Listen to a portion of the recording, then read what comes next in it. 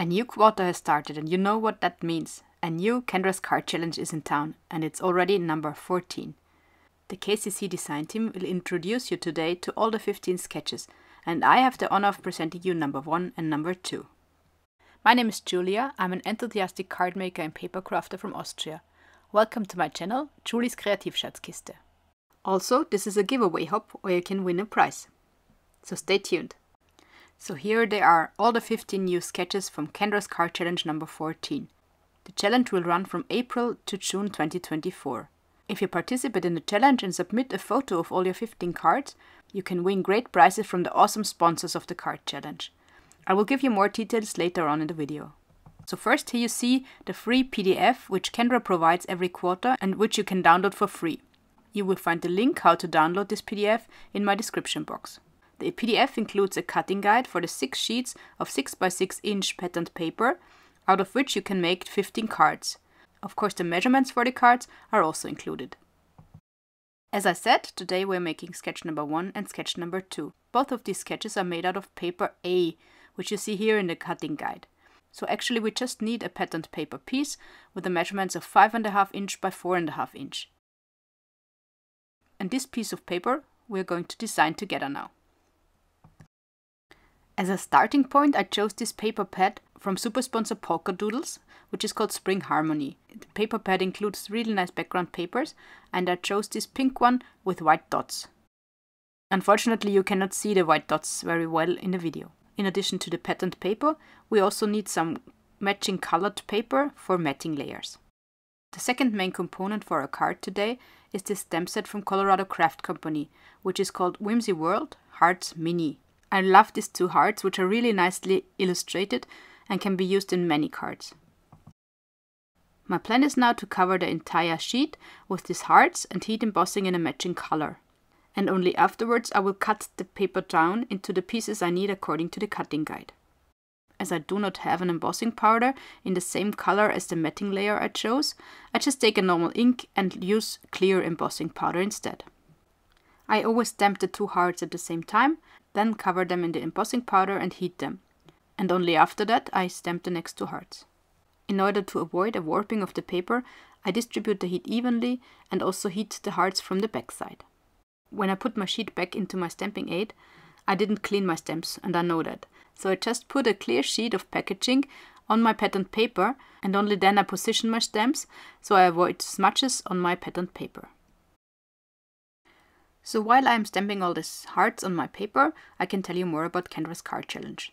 If you're not familiar at all with Kendra's Card Challenge, this is a quarterly challenge where Kendra from the YouTube channel Cards by Kendra provides a free PDF with 15 card sketches that can be made out of 6 sheets of 6x6 inch patterned paper.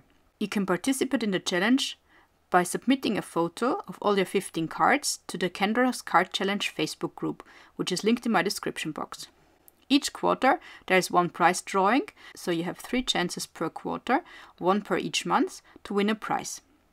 You can also win a prize in this giveaway hop. Me and my design team colleagues, we present all the 15 sketches in this hop, and each of us has a form linked in our description box where you can participate in the prize drawing. You can participate once per each stop, but you need the secret giveaway phrase that each of us will give you in our videos. My secret giveaway phrase, by the way, is the stamps of life. The deadline for filling out the forms is April 12, 2024. For the giveaway hop, there is a playlist linked in my description box, so check out all the other videos in the playlist. Apart from getting great inspiration from my design team colleagues, you also increase your chances to win in the prize drawing by filling out their forms with their giveaway phrase as well. Back to my patterned paper, which is now decorated with these beautiful hearts. I now take the cutting guide and on the back of my patterned paper, I mark the cutting lines with a ruler. For my cards in total I need 4 triangles, 2 are bigger, 2 are smaller. They lie immediately next to each other on the cutting guide, but I leave a little bit of space in between them. I do this because I want to make a gatefold card out of card number 1 and I need a little bit of paper for the hinge of my gatefolds. Here you see it again better. Attached to the triangles with the numbers 1, there's an 1/8 of an inch strip attached to the right hand side. Now I simply take my trimmer and cut the papers according to my measurements. And when I have cut my triangle number 1, I also make a scoring line on my mark for the thin strip of 1/8 of an inch, which I have mentioned before. Then I can use this small strip as a hinge for attaching this gatefold to my card base, which you will see later. For my matting layers for these gatefolds, I make my life easy. I do not measure anything, I just reinforce my hinge again and glue the back of my patterned paper to my matting layer. However, I do not yet glue down my hinge. I just take care that I have enough space left in between them to have enough margin for my matting layer. The hinge is a great help for placing the matting layer correctly. So with that done for the 2 triangles for my card number 1, I can use my mini guillotine and cut down my matting layer with an appropriate margin. Afterwards I have my 2 gatefolds ready and it's time to attach them to my base panel, which I also cut out of this purple paper. The gatefolds will actually only be attached on the hinge to the card panel, so I use red liner tape for this. The easiest way to attach the gatefold to the card is from the back side, to align the card panel with the scoring line for my hinge. As I didn't cut the matting layer according to the measurements in the card sketch, the matting layer is bigger than my card panel and I cut that off here. So now I can test for the first time my gatefolds fold. To make the back of the card nice, I add a piece of patterned paper here as well. And on the inside I have added a piece of paper with a small margin for writing your personal message. The final step is to add the oval which is given in the card sketch and its corresponding matting layer. For cutting these I used the scalloped stitched ovals which I had in my stash.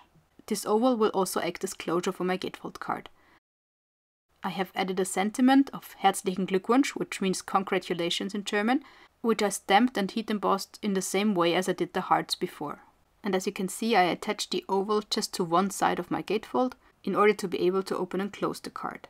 I also cut the oval again from white paper and glue it on the inside to make it look nicer. As you probably have realized, I actually only glued the white paper to the inside after attaching this oval to my card, because I already knew that there will be some glue in the middle of the card, which I can now cover up. Sketch number 1 is thus finished. We're coming to sketch number 2. Apart from the patterned paper we have already cut, I have prepared a cream colored blank card and a layer for the card base in purple. For cutting the matting layers for my triangles, I used the same trick as before. I glued my triangles down on the matting layer, which is this time cream white. Afterwards I cut the matting layers with an appropriate margin. When comparing my triangles on my card base to the sketch, you probably realize the difference. My triangles are at the bottom, while in the card sketch they are at the top. This is just a consequence because I used the back of my patterned paper for putting down the measurements and the cutting lines. In order to decorate the purple card panel, I want to continue my heart pattern, but in a more subtle way. Therefore I use white pigment ink for stamping my hearts pattern here.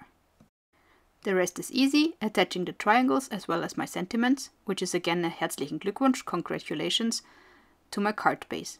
In order to get some dimension into my card, I use foam tape. And by attaching my card panel to my blank card, my card number 2 and sketch number 2 is finished as well. I really like how these 2 cards turned out. I really hope you enjoyed watching the video and consider leaving me a like or even subscribing to my channel if you haven't already done so. Please check out the entire playlist for this giveaway hop and don't forget to fill out the form for your chance to win a prize. Again, my giveaway phrase is the stamps of life. See you next time, servus!